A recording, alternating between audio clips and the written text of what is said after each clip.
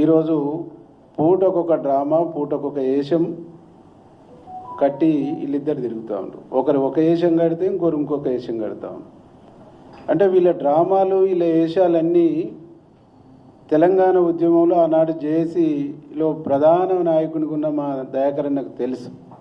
వాళ్ళు ఏం ప్రకటిస్తారు, ఎటు బారిపోతారు, మళ్ళీ ఆ జనాన్ని ఉద్యమాన్ని పట్టుకొని జేఏసీ నాయకులుగా వీళ్ళు ఎట్లా ముందుకు పోయారు అనేటువంటి విషయం మా దయాకర్ అన్నకు బాగా తెలుసు, తెలంగాణ సమాజానికి కూడా తెలుసు. కాబట్టి ఈరోజు మేము కేటీఆర్ను సూటిగా అడుగుతాం, మీ నాన్నను అసెంబ్లీకి తీసుకొచ్చి ఈ రాష్ట్రంలో నువ్వు అవినీతి జరిగింది అంటున్నావు, 10 సంవత్సరాల్లో మీరు అభివృద్ధి చేసిందని చెప్తాను. మీరు చేసిన అభివృద్ధి మీద మా నాయకుడు ముఖ్యమంత్రి రేవంత్ రెడ్డి గారు ఈ 30 నెలల్లో చేసినటువంటి అభివృద్ధి మీద చర్చకు సిద్ధమని చెప్పేసి చెప్పింది. ఓకే, మీ నాన్నని తీసుకురాలేవు, కనీసం ఆ ప్రతిపక్ష నాయకుని హోదానన్నా నువ్వు తీసుకొని, మీ నాన్న ఎట్లాగా అసెంబ్లీకి రాడు కాబట్టి ఆ హోదా ఆయనకు అవసరం లేదు, ఆ హోదానన్నా నువ్వు తీసుకొని అసెంబ్లీలో చర్చకు సిద్ధపడితే అర్థం ఉన్నది. ఇది కాకుండా బహిరంగ చర్చకు రండి అంటావు. ప్రవీణ్ కుమార్ గారు మిమ్మల్ని మేము సూటిగా అడుగుతా ఉన్నాం, ఒక దళితుడైన అడ్లూరు లక్ష్మణ్ మంత్రి అయ్యి ఇవాళ దళిత వర్గాల మన్నలను పొందుతూ దళిత విద్యార్థుల కోసం ఆయన అనేక రకాల పాటలు పాడుతూ పనిచేస్తున్నటువంటి ఒక నాయకుని పైన నీ అక్కసేంది, నువ్వు దుర్మార్గమైన ఆరోపణలు చేయటం ఏంది? ఆన్లైన్లో పారదర్శకంగా టెండర్ పిలిస్తే ఆన్లైన్ టెండర్లో ఈ దేశంలో ఉన్న ఎవరైనా అప్లై చేసుకునేటువంటి రైట్ ఉంటుంది, ఎవరైనా అప్లై చేసుకోవచ్చు, అర్హత ఉన్న ఎవరైనా అప్లై చేసుకోవచ్చు. అది పారదర్శకంగా ఉండాలని మా ముఖ్యమంత్రి గారు ఆ ప్రయత్నం చేశారు. 1140 కోట్ల చిల్లర టెండర్ పిలిస్తే 2000 కోట్ల అవినీతి జరిగిందంటావు. అంటే మీరు చెప్పే అబద్ధానికి కూడా పొంతన లేకుంటుంది. మీరు చెప్పేదే అబద్ధం. టెండర్ పిలిచింది 1100 కోట్ల చిల్లర, నువ్వు అవినీతి జరిగింది అంటుంది 2000 కోట్లు. అంటే దీన్ని బట్టి చూస్తే ఆర్ఎస్ ప్రవీణ్ కుమార్ గారు 10 సంవత్సరాలు గురుకుల సెక్రటరీగా ఉన్నప్పుడు ఇట్లాంటి దుర్మార్గాలు ఎన్ని చేసిండు అనేటువంటిది మాకు ఇప్పుడు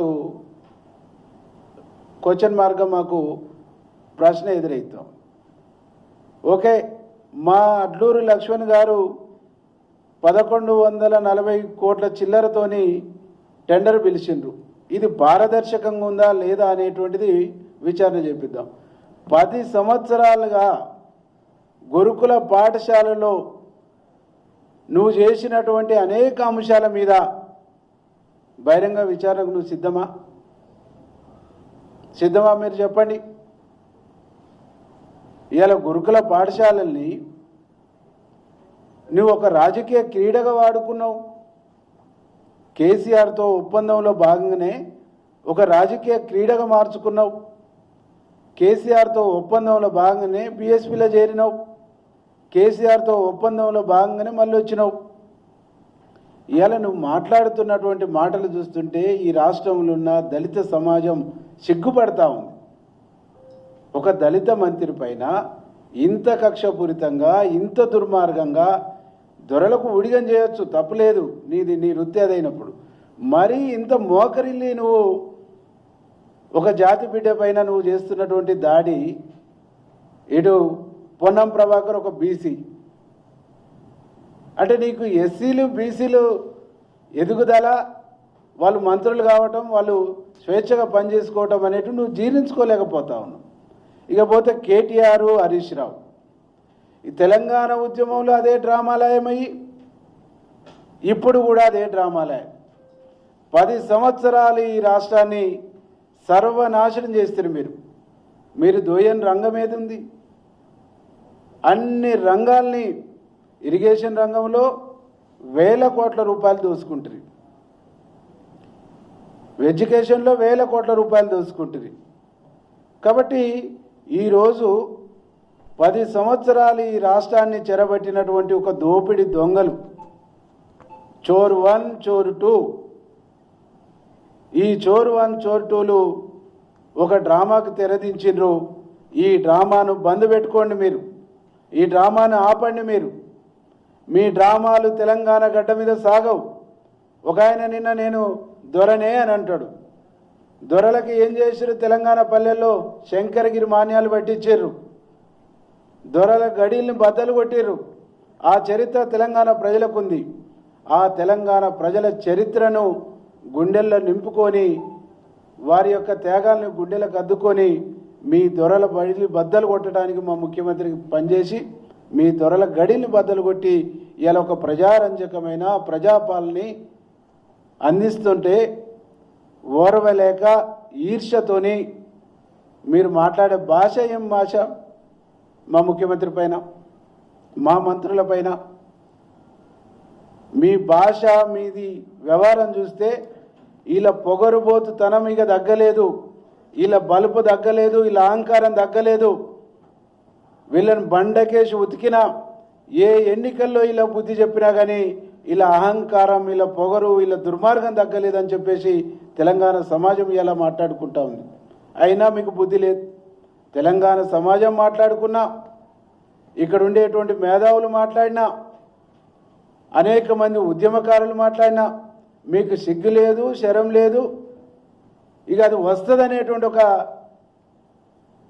నమ్మకం అయితే తెలంగాణ సమాజానికి లేదు. కాబట్టి మీ అహంకారాన్ని తగ్గించుకోండి. మంత్రులు వచ్చిండ్రు, గన్ పార్క్ దగ్గర మా మంత్రులు వచ్చి బహిరంగ చర్చకు సిద్ధమని చెప్పేసి కూర్చుండ్రు. మళ్ళీ మీ తెలంగాణ భవన్కు పోయి ఒక డ్రామా, వెనక మందిరా లేరా చూసుకొని వెనక కొరికి పడ్డట్టు ఒక డ్రామా. ఎందుకంటే డైరెక్ట్ ఓడని పడితే ముందు పడితే మూతి పలుగుద్ది, సైడ్ పడితే జబ్బలు ఇరుగుతాయి. కాబట్టి వెనక పడ్డాం అనుకో ఎవడో ఒకడు పట్టుకుంటాడు. అంటే ఉద్యమ కాలం నుంచి ఏ డ్రామాలు మీరు డ్రామా చేయ అమాయకులు బలిగాను. కాబట్టి మీ డ్రామాలకు తెలంగాణ గడ్డ మీద స్థానం లేదు. మీకు ప్రజలు చర్మగీతం పాడినరు. భవిష్యత్తులో కూడా అనగనగా ఒక బీఆర్ఎస్ పార్టీ ఉండే అనేటువంటి చెప్పుకునే రోజులు వస్తాయి తప్ప మీరు రేవంత్ రెడ్డి గారిని టచ్ చేయలేరు. రేవంత్ రెడ్డి గారు ఉన్నంతకాలం ఈ రాష్ట్రంలో కాంగ్రెస్ పార్టీ జోలికి రాలేరు. ఖబర్దార్ అని చెప్పేసి మేము హెచ్చరిస్తూ, ఇకనైనా మీరు బుద్ధి జ్ఞానంతో ఒక నీతి నియమాలతో బతకండి. తెలంగాణ సమాజం క్షమిస్తుందని చెప్పేసి